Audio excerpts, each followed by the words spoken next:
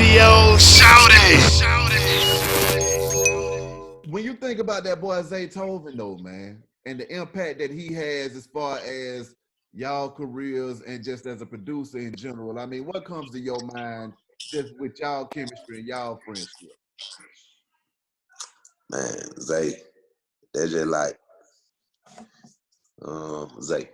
You know how Quay and Lil Baby got their chemistry. Yeah. Cook 'em up, Quay and Lil Baby no got it like that with me and Zay. It I already know, like it don't matter what Zay make, it gonna fit something, it gonna fit me, my voice or something. It's like how Zay and Gucci chemistry was. Like Zay and Lake, me and Zay got our own little, I don't even know how to explain it.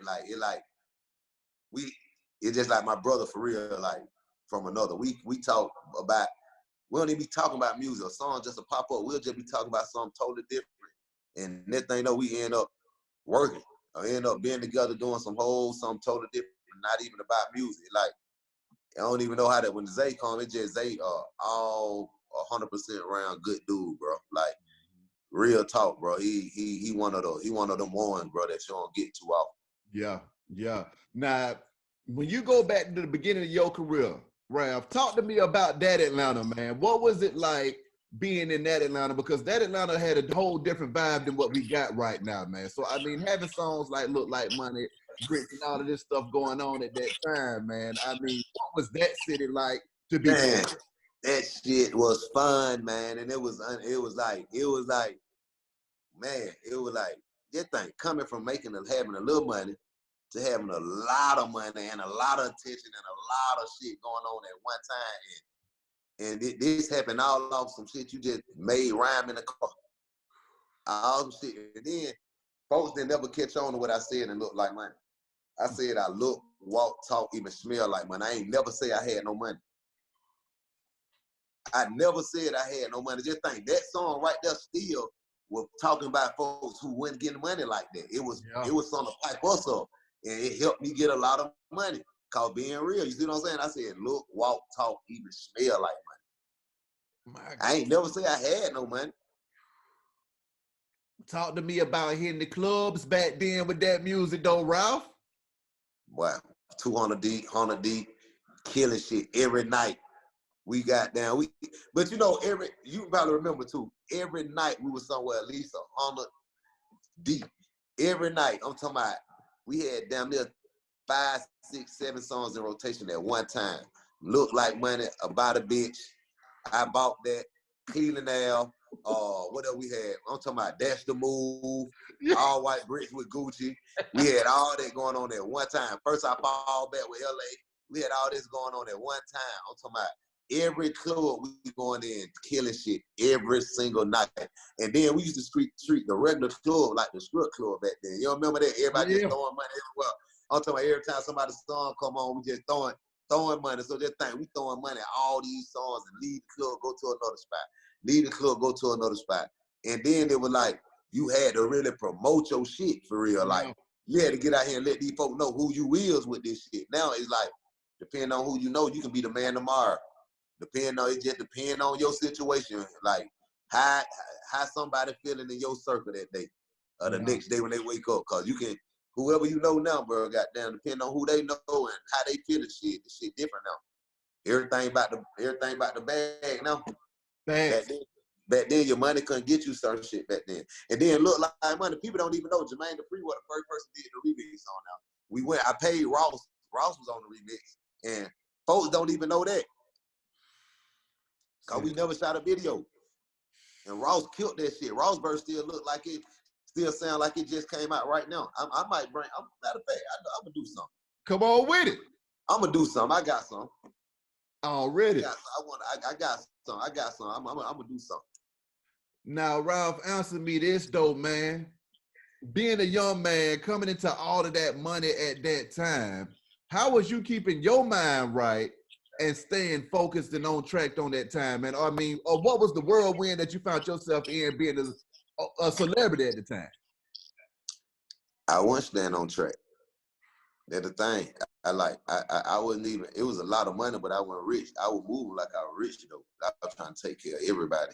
Like everybody, like I may go on the road, bro. I might have 20, 30 folks with me.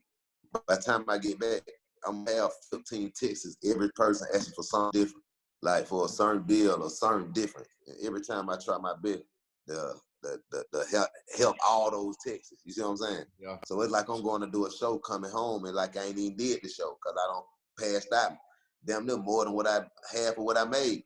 Yeah. And then I'm still doing the same thing repeatedly. I'm doing this for everybody that I call myself having love for, if I could. Yeah. And then I seen it when shit started going downhill, everybody started moving on instead of helping me come back uphill. It got blank. You see what I'm saying?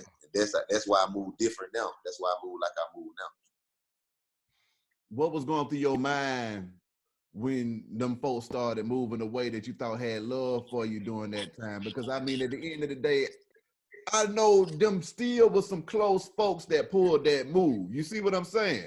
Because Oh you yeah, ain't hell yeah, 90% on. 90% on be the folk closest to me. That's how it go. Yeah. But I'm used to that though, you know what I'm saying? I'm used to that now, so it's different now. Like, it don't bother me as much. I just speak on it more now, so it tend to bother them more now. That I speak on it, because normally I don't. You know what I'm saying? I let shit go so far, so when I do, it's like, damn, I shouldn't have said no, I shouldn't be worried about that, or that shouldn't be this, or this shouldn't be that. When shit, I'm somebody too. You know what I'm saying? And I shouldn't have been doing that. I shouldn't have, but at the end of the day, like, respect when I don't want to do that, or when I'm trying to do this or trying to do that. It's like folks don't have the same goals in life that I have, so it's different. And I achieve my goals doing certain shit. I have a certain pattern that I do to reach my goal. You know what I'm saying? I don't have a million folks or a team of people helping me do what I'm trying to do. I have a few selected people that's helping me do what I got to do, but I got a lot of people that crowd me to do a lot of other shit. You see what I'm saying? But it never benefit me. But every time I'm doing anything and somebody's involved, it benefits them. Regardless, if somebody around me, if they shaking hand, whether it's some trap shit, some rap shit, some business shit, the people I bring in gonna automatically benefit someone around me. The people bring into me gonna take from me every time. It take from my situation. Free verse, free hill, free club, free this. Everything I gotta do because I'm Jug, it should be free. That's how people put it. Oh, I should do it because I'm supposed to have all this money. I'm supposed to do this. That ain't how this shit go. Because you can't call no other person in my position to do that shit for free. So why you want to overuse your weapon with me? You know what I'm saying? So people got used to me doing it and being so humble and taking advantage of that, so they stuck with it, made they self like think that this how I am, and that was the opposite me.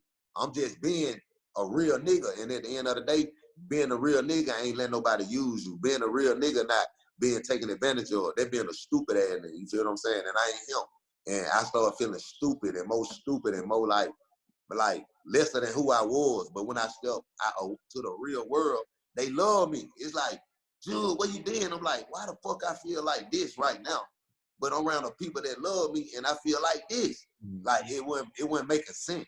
And I started moving totally different and shit started happening different. And I know I went wrong. And all the people that I talk to about my personal and the business side of my life, they always tell me everything that I doubted myself about.